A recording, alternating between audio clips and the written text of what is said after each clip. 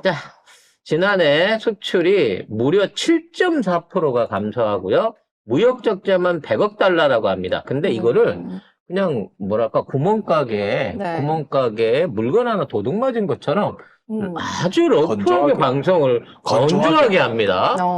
KBS가 그랬죠. 그 산업통상자원부가 지난해 수출이 6,327억 달러로 전년보다 7.4% 감소했다고 발표했습니다. 그리고 수입은 12.1% 줄었고요. 이에 따라 연간 무역 수지는 99억 7천만 달러로 적자로 집계가 됐습니다. 특히 반도체가 전년 대비 23.7% 감소했고요. 지역별로는 중국으로의 수출이 19.9%나 감소했습니다. 이렇게 해놓고 나라를 잘 했다고 지금 윤석열 신년사에서 자랑을 치고 있는데 세계 경제 2위래요. 네. OECD. 네. 그러니까 뭐 우리가 뭐 어쩌라는- 우리가 아프리카 빈국들하고 비교할 처지는 아니잖아. 그래도 최소한 윤석열이 등장하고요. 우리나라 세계 경제 지위가 7위까지 이탈리아 제끼기 직전까지 갔다 지금 13위가 됐어요. 어마어마한 추락입니다. 주요 그리고- 15개 품목 중에 12개가 수출이 감소했어요. 컴퓨터, 바이오 헬스, 석유 제품, 석유화학 등. 이 모든 것들이요, 우리나라 전체 수출의 60, 70%를 차지하는 핵심 종목들이에요. 여기서 빠져버린 거는 다른 어떤 종목으로도 못 채워. 우리나라도 수출을 많이 하는 게 빤하단 말이에요. 굵직굵직한 그 주 업종들이 있단 말이지. 그 중에 제일 큰 게 컴퓨터 반도체고요. 석유화학 이런 것들은 뭐 전반적으로 유가가 고유가 시대였으니까 그럴 수 있다라고 손 치겠습니다만 문제는 이 부분들이요 전부 다 중국하고 부딪힌다는 거예요. 결론적으로 나중에 우리 경기가 좋아져서 수출을 하고 세계 경기가 좋아져서 물량이 늘어나면 중국이 저가를 갖고 이 시장 싹 끌고 갈 수 있는 시장인 겁니다. 그나마 그동안 한국의 기술력 그리고 뭔가 그 미중 간의 교묘한 곁다리 외교를 해가면서 미국엔 미국대로 팔아먹고 중국엔 중국대로 팔아먹으면서 오히려 코로나 때도 호황을 누리는 게 대한민국 수출이었어요. 내수는 죽었지만. 근데 공급망이 확대되고 다른 나라 세계 경제가 3% 중반대로 올라가고 모든 선진국들이 경제 성장률이 전년도에 비해서 전부 다 개선이 되고 있는 가운데 유일하게 빠진 나라가 대한민국인데 그런 얘기는 안 해요. 몇 번 방송에서 말씀드렸지만 우리나라 경제가 2위를 차지한 거는 부동산 가격이 안 올랐기 때문에 차지한 것 뿐입니다. 물가 안정이라고. 근데 부동산 가격만 안 올랐지. 장바구니 물가는 뭐 다 올랐지. 오히려 더 폭등했어요. 지금 20%, 30% 오른 종목들이 수두룩하고 이제 총선 끝나고 나면 공공요금 물가 오르기 시작하면 올해는 아마 소비자 물가 30%, 40% 폭등도 걱정해야 될 이 시기입니다. 근데 지금 아무 문제 없는 것처럼 얘기하고 있어요. 대한민국 경제 지표 중에 제일 중요한 거 물가, 금리, 증권 이런 거 아니에요. 수출입니다. 수출. 우리나라가 6,500억에 7천억 정도로 생산하고 있고 이게 전체 GDP의 70%예요. 이 수출이 없으면 이 수출을 통해서 거둬들이는 이익과 이 수출에 기여하기 위한 내수가 없으면 우리나라 경제는 그냥 무너지는 거예요. 근데 10% 가까이 수출을 줄여놓고 여기에 대해서 7.4% 감소니까 7.4% 감소해본 적이 없어 우리나라가. IMF 때도 수출 양은 늘었어요. 환율이 지랄 같아져갖고 금액은 떨어졌을지 모르지만 오히려 수출하는 양은 늘었다고. 근데 이번에는 수출 금액과 수출량 실제적으로 수출하는 양이 줄어버렸어. 그래서 수입하는 원자재를 줄여서 원자재 재고까지 줄었어요. 만일에 이게 일시적으로 우리가 재고를 가지고 있는 상태에서 또는 원자재를 보유한 상태에서 경기가 좋아져서 수출해서 되팔 수 있는 여건이다 그러면 최소한 내년에 올해는 좀 나아지겠지 하고 기대해 볼 수 있지만 지금 우리 돈도 없고요. 환율은 높아졌고요. 원자재도 보유하고 있는 게 없는 상황에서 수출도 안 돼가지고 이제 뭔가 오더를 받아도 비싼 환율로 원자재 사다가 싼 환율로 수출하고 나면은 결과적으로 남는 게 더 없는 무역수지는 더 나빠질 수밖에 없는 상황이 되고 무역수지가 나빠지면 나빠질수록 점점 더 우리나라의 화폐 가치는 떨어지기 시작하면서 금방 중진국으로 돌아가 버린다는 거야. 아무리 경제 규모가 크면 뭐해 남는 게 없는 경제 규모 안에서 손실만 보는 기업이 어떻게 존재를 하겠냐고요. 근데 이런 문제를 그냥 무슨 회사에서 망해가는 회사에서 어차피 망할 거 그냥 알고나 망하자는 식으로 이런 거 던져놓고 여기에 대한 위험 진단이라든지 여기에 대한 개선책 하나를 안 내나요? 기재부가 뭐 하고 있어?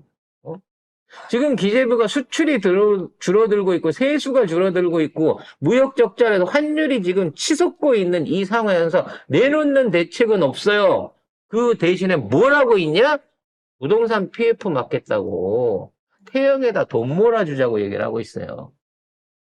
네, 산업은행이 태영건설 워크아웃과 관련해 채권단 400여 곳을 줄여서 소집 통보를 보냈습니다. 그리고 정부는 시장 안정 펀드 규모를 20조 원에서 30조 원 규모로 늘리는 방안을 검토 중인데 현재 시장 안정 대책이 85조 원 규모니까 이를 더하면 총 100조 원 플러스 알파 수준까지 늘릴 수 있다는 관측이 나오고 있습니다. 세상에. 미분양 아파트 문제를 해결해 주기 위해서 100조를 쓰겠답니다. 예산 600조 국가에서.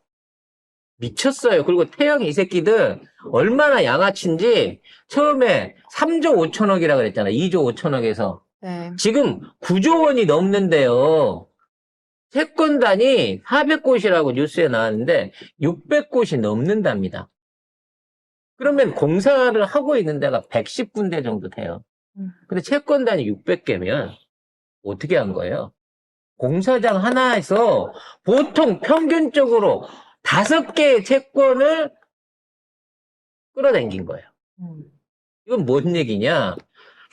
1금융권은 50% 정도 해갖고 먼저 받은 상태에서 2금융권, 3금융권에다가도 계속 추가 대출을 PF로 빼낸 겁니다. 그러니까 처음에 얘기할 때 3조 5천억은 1금융권만 얘기했던 것 같아요.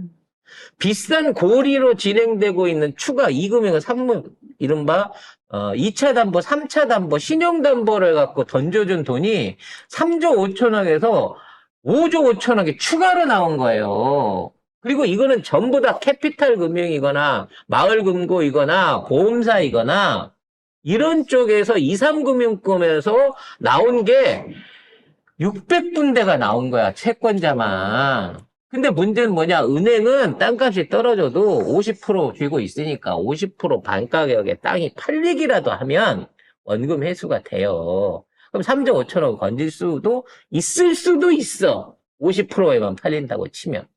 근데 나머지 사실상 거의 신용으로 빌려준 나머지 돈들은 어떻게 받겠냐고. 이걸 왜 국가가 나서서 이렇게까지 하지? 도대체? 대통령실이 태영이 이거 터지고 난 다음에 뭐라고 인터뷰를 하셨는지 알아요? 문제 없다. 아직 우리 은행에 돈 많다. 이게 대통령실의 공식 답변이야. 우리 은행이라니. 85조를. 대한민국 시중은행이 대통령실 거야? 니네가 얘기하면 맘대로 은행에서 돈을 빼갖고 이걸 막아줄 수가 있냐고. 심지어 워커에 딱 던져놓고 나서 앞으로 뭐 현금 만들게 부동산 팔겠다 어쩌겠다 했던 약속을 전부 다 백지화 돌리고 딱 들어놓았어요. 태영 지금. 실제로 그렇습니다. 현금 추가로 하기 위해서 못 팔겠다. 지분, 이렇게 화력발전소 지분 같은 거 일부 판 거를 빼놓고 부동산 팔겠다고 하는 걸 다 접은 거예요. 그 얘기는 뭡니까? 국가가 알아서 정리해. 유동성 확보 약속을 신청 하루 만에 어겼어요. 약속해놓고. 왜냐면 무리해서 내가 팔 이유가 없는 거야. 구해줄 거니까. 나라에서. 빚잔치는 국가에서 알아서 해줄 거니까. 2금융권, 3금융권 여기서 못 받아서 5조 원, 6조 원 은행하고 달려, 2, 3금융권은. 이 정도 터지면 망하는 거예요. 새마을금고가 됐든, 보험사가 됐든, 아니면 뭐, 금고가 됐든, OK 캐시백이 됐든, 팡팡이 자빠져서 넘어간다고. 그럼 그러다 나라 망하겠네? 세금 넣어야지? 그래서 100조로 준비하고 있다는데, 태양 하나에만 16일짜리 태양 하나에만 10조가 들어가는데 100조 갖고 이걸 막겠어요? 이걸 해갖고 분양이 돼서 팔린다는 보장이나 있으면 자구책을 해보거나 뭐 공사를 강행을 시켜가지고 또는 채권단에 돈을 더 투자를 하라 그래갖고 하지만 아예 분양이 안 돼. 다 죽었어. 이 워크아웃 때문에 레고랜드 사태와 똑같은 방향으로 국내 건설업체와 건설업체 관련된 회사채 부채들이 전부 다 부도나게 생긴 두 번째 징조들이 나타나고 있습니다. 이거는 태영처럼 지가 스스로 그 PF에서 지었던 요거는 이제 쉽게 말하면 건설사가 지 돈 갖고 진 거예요. 그래서 지 돈 갖고 땅 사고 지 돈으로 빚내서 이거를 했기 때문에 네. 사실 태영만 망하면 돼. 근데 소비자가 다 망하게 된 사안들이 일어나고 있는 게 재건축 조합입니다. 지금 재건축 조합 관련된 공사 중단이 점점 늘어나기 시작했어요. 가장 대표적인 게 최근에 일주일 전에 있었던 은평지구에서의 재건축 공사 시작이 은평 대조동이라고 하는데 힐스테이트 2,400가구 짓는 공사를 현대건설이 하다가 분양을 못하게 돼서 이거가 공사비를 못 받았다라고 중단이 돼버렸습니다.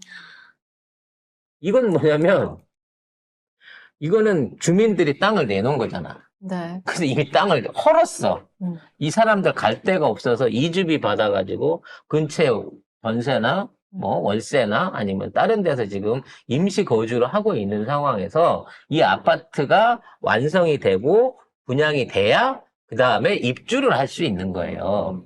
근데 문제는 1년 반 동안 건축비가 30% 이상 올라버리니까 50% 가까이 올라버리니까 분양가를 올리자고 얘기를 하는 거야. 그러면 나는 24평 아파트를 내 헌 아파트 주고 뭐 10억에 들어가기로 계약을 맺었단 말이야. 근데 현대건설이 10억에 분양을 해갖고는 안 되니까 15억에 하자라고 요구를 하고 있는 거예요. 안 그러면 공사비가 안 빠지니까. 문제는 나도 5억을 더 내야 거기 들어갈 수 있게 되는 거야.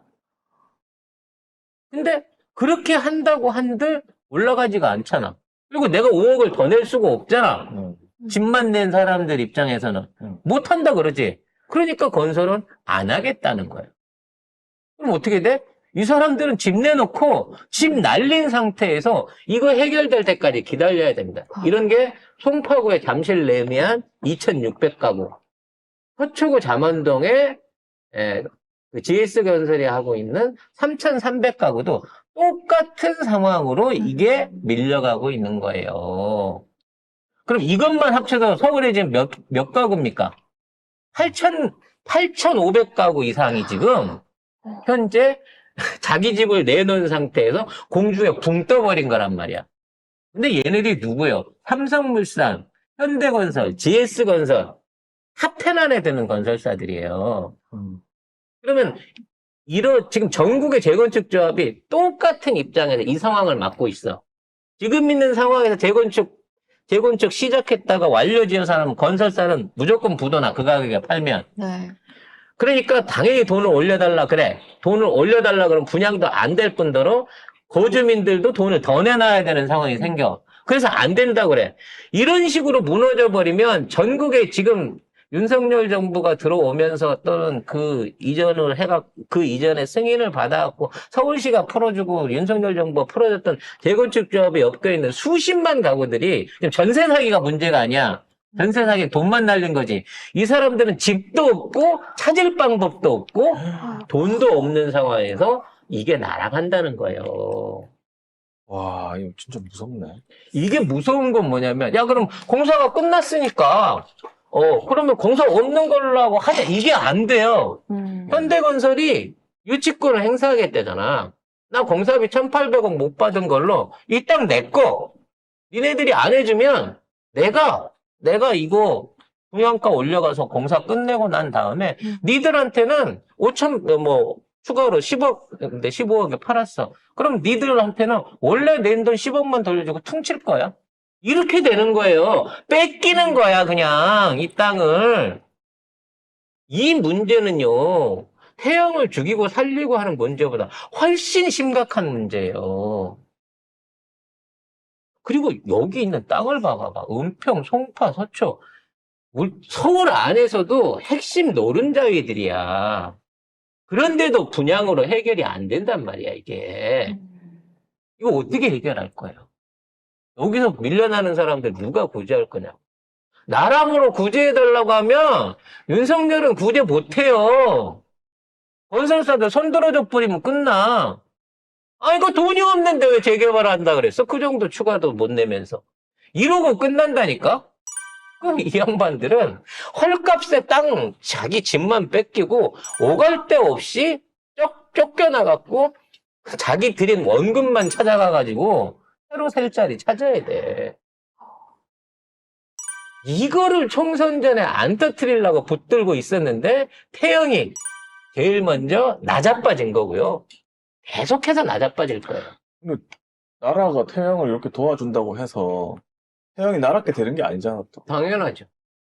이거 뭐, 그럼 우리 세금으로 이거를 도와준들. 응. 국민들은 뭐 태영이 그런 거지. 나 망하면 니네 총선 져. 나 날라가면 SBS 내가 SBS로 나 이 정부 가만 놔둘 것 같아? 뭐 이런 거지, 쉽게 말하면. 즉, 지금 터트려야 정부가 울며 겨자 먹기라도 이거 막아줄 것이다라는 배짱이 있으니까 던지는 거예요. 그래서 배를 짠다. 배를 째는 거죠. 근데 이거를 태영을 건져주는 걸 봤는데 똑같은 위치에 있는, 똑같은 어려움을 겪고 있는 건설사가 아니 뭐 태영만 태영이고 나는 태영 아닌가? 이러면서 던질 수 있다는 거야. 호반건설을 비롯해갖고 모든 건설사들 다 마찬가지야. 언론사 끼고 있는 건설사들 지금 다 던질 거라고 이런 식으로. 그럼 어떻게 돼? 나라 망하는 거예요. 이거 해결하려고 하면 정부가 얘네들 손실 다 메꿔주고 저거 헐값에 내놔서 뭐 저렴한 장기 전세, 장기 월세나 아니면 뭐 영구 임대주택 같은 형태로 풀어주기 전에는 저거 안 돼요. 근데 그나마도 집값 떨어진다고 소식도 쥐고 있는 건설사들은 그런 식의 또 해결책은 안 받아들일 거라는 거지. 예전에 이재명 대표 대선 공약에서 했었던 방법들, 그 방법들이 아니고서는 이거 아무도 못 살려줘요. 끊임없이 저 집은 비싼 데로 있는 채로 팔리지도 않은 상태로 가는 거고요. 이미 국가에서 내가 이거를 10억을 받았는데 아무리 시가가 5억 된다고 해갖고 건설사가 그걸 5억에 내놓겠냐고. 건설사한테 뺏어야지. 네가 경영을 잘못해서 그런 거니까 아무리 네가 들었다 너 혼자 망해라 하고 뺏어서 그걸 가지고 국민들한테 장기 월세나 임대료 같은 걸 찾아가지고 국가연금이라든지 이런 걸 집어넣어갖고 장기간 분할 생활을 할 수 있게끔 이런 식의 체계적인 시스템을 세워야지 건설업체만 살리자고 이러고 들어놓으면 결국은 서민 피해만 계속 가중된다고. 아무튼 이기든 지든 간에 4월 이후에 이 모든 폭탄들이 터집니다. 그래서 민주당이 압승을 해도 이제 걱정이 터지지 뭐. 산더미예요. 예. 이거 해결해야 되는 거 민주당 몫으로 오는 겁니다. 그렇죠. 오히려 윤석열은 탄핵시켜줘서 감사합니다. 그러고 편안하게 자리 던지고 빠져나올 수도 있어요. 호반건설은 서울신문이죠. 네.